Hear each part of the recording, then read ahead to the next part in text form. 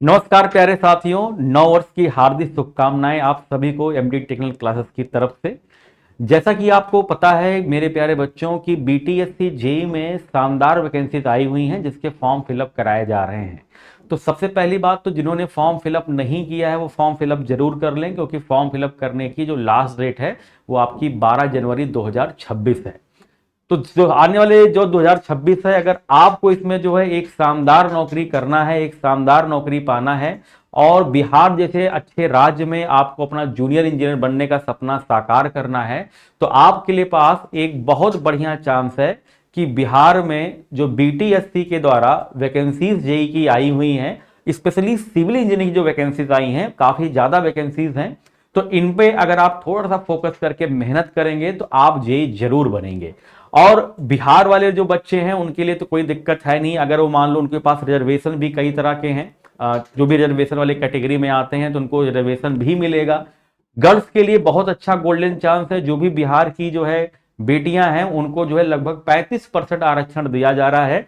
तो जो बेटियां हैं वो अगर थोड़ा सा भी मेहनत कर लेंगी तो उन्हें जरूर जेई बन जाएंगी और अपने पैरों पर खड़ी हो जाएंगी। और जो अन्य स्टेट के भी लोग हैं वो सभी लोग जनरल में आ रहे हैं, जनरल में उनकी काउंटिंग हो रही है, तो उनके लिए भी पर्याप्त वैकेंसी है। ऐसा नहीं है कि उनके लिए वैकेंसीज नहीं है, खूब भर के वैकेंसीज हैं। तो आपको अगर कितनी वैकेंसी जनरल कैटेगरी में है उसके लिए मैंने अलग से भी वीडियो बना रखा है, जिसमें आप जाके चेक कर सकते हैं कि शानदार वैकेंसीज उनके लिए भी हैं। अगर वो अपना जो है एक फोकस होकर के बढ़िया तैयारी करेंगे तो उनका भी जेई बनने का सपना साकार होगा। जैसा कि आपको पता है बेटा कि वैकेंसी जो भी आती हैं हमको तो भाई हम मेहनत करनी पड़ती है।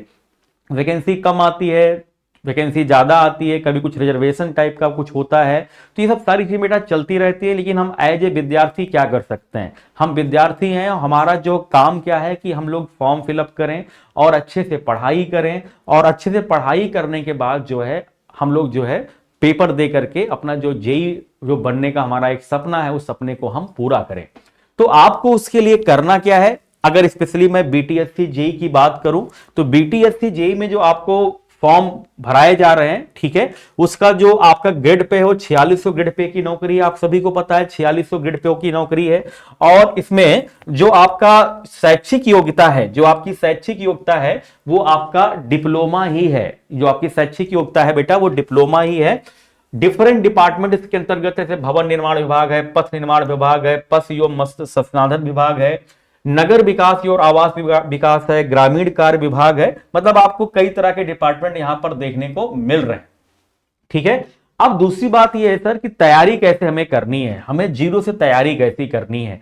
तो सबसे पहला पॉइंट तो बेटा यह है कि आपको अभी कुछ भी नेगेटिव होने की जरूरत नहीं है कि उसमें सर 25% आरक्षण है, उन्हीं को नौकरी मिलेगी जिन्होंने बिहार गवर्नमेंट के अंतर्गत काम किया है। ऐसा कुछ नहीं है। आप खुद सोचो कि आपके पास लगभग सिविल इंजीनियरिंग की 2700 के आसपास वैकेंसीज हैं लगभग जो है, तो आप खुद सोचिए क्या उन्हीं को नौकरी मिलेगी 2700 में? नहीं। आपको तो जो अपने एक सीट से मतलब है, हमारा काम क्या है कि फोकस होकर के स्टडी करना।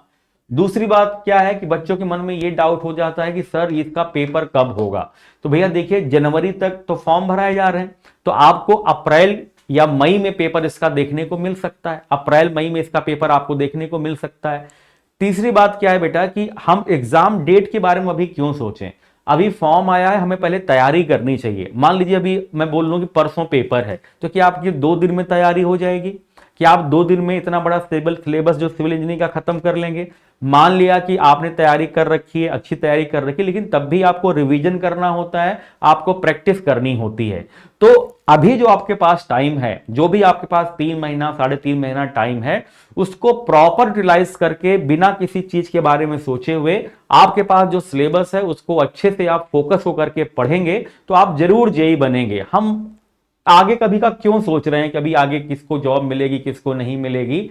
अगर बेटा आप तैयारी जम करके करेंगे, सिलेबस के अनुसार तैयारी करेंगे और जो है फोकस होकर के तैयारी करेंगे तो आप जेई जरूर बनेंगे, इसमें कोई दो राय नहीं है। और इसमें सबसे बड़ी बात बेटा क्या है कि इसमें नॉन टेक्निकल नहीं आ रहा है, केवल टेक्निकल का एक पेपर होना है, 100 नंबर का पेपर होना है बेटा।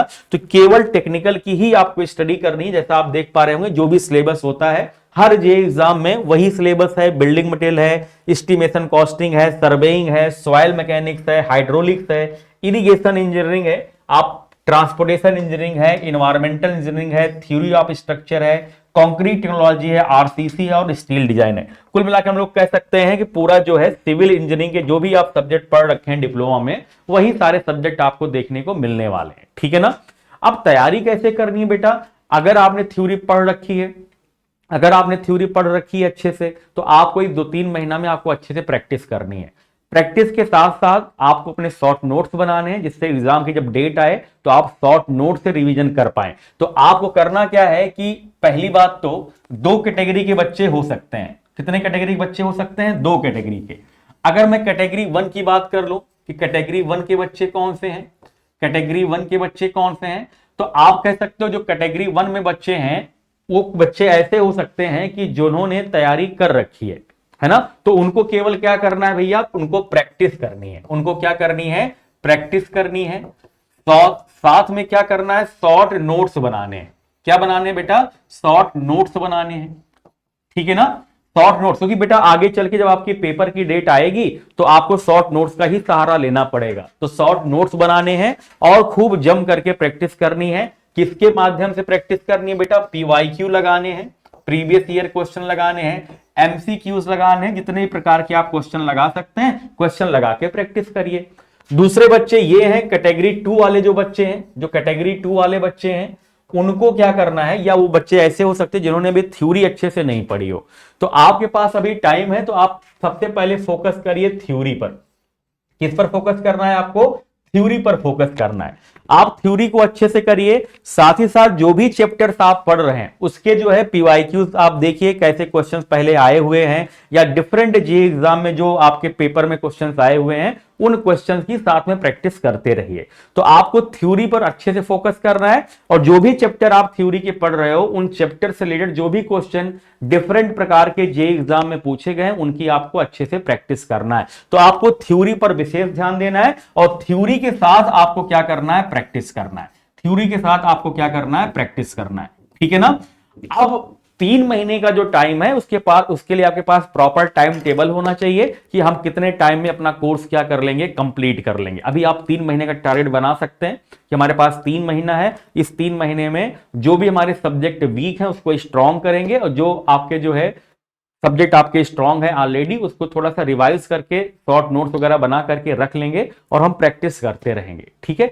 तो आपके पास बेटा अभी सफिशिएंट टाइम है, पर्याप्त टाइम है, बिल्कुल किसी बात पर ध्यान नहीं देना है। आप खूब मन लगा के सब्जेक्ट वाइज पढ़िए।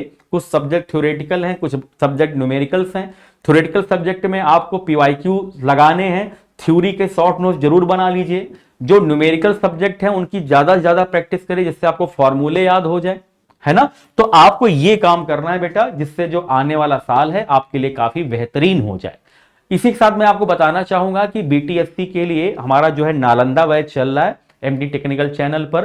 तो नालंदा बैच को अगर आप ज्वाइन करना चाहते हैं तो आप नालंदा बैच को ज्वाइन कर लीजिए। इसमें आपको कंप्लीट थ्योरी मिलेगी और साथ ही साथ आपको प्रैक्टिस भी मिलेगा। तो थ्योरी और प्रैक्टिस दोनों का काम आपका नालंदा बैच से हो जाएगा। बैच को कैसे ज्वाइन करना है, तो आप जो है अपने प्ले स्टोर से मोबाइल से एमडी क्लासेस का ऐप डाउनलोड कर लीजिए। वहां पर जब आप कैटेगरी सेलेक्ट करेंगे तो आपको वहां पर एमडी टेक्निकल की कैटेगरी आपको मिल जाएगी, और वहां पर जाके जो भी आप कोर्स लेना चाहते हैं वो कोर्स आप वहां से ले सकते हैं। बहुत ही मिनिमम प्राइस पे आपको कोर्सेस सारे मिल रहे हैं। और दूसरी बात यह है कि आप जो है हमारे चैनल से, ये टेलीग्राम का लिंक है, आप इस टेलीग्राम के चैनल के माध्यम से आप हमसे जुड़ सकते हैं, और जो भी आपकी क्वेरीज वगैरह हैं वो आपको पूछ सकते हैं। तो बेटा खूब जम करके तैयारी करिए, खूब मन लगा के पढ़िए, जिससे जो आने वाला साल आपका ये 2026 है ये आपका बेहतरीन हो जाए और आप अपना जेईई बनने का सपना साकार करिए। Thank you so much.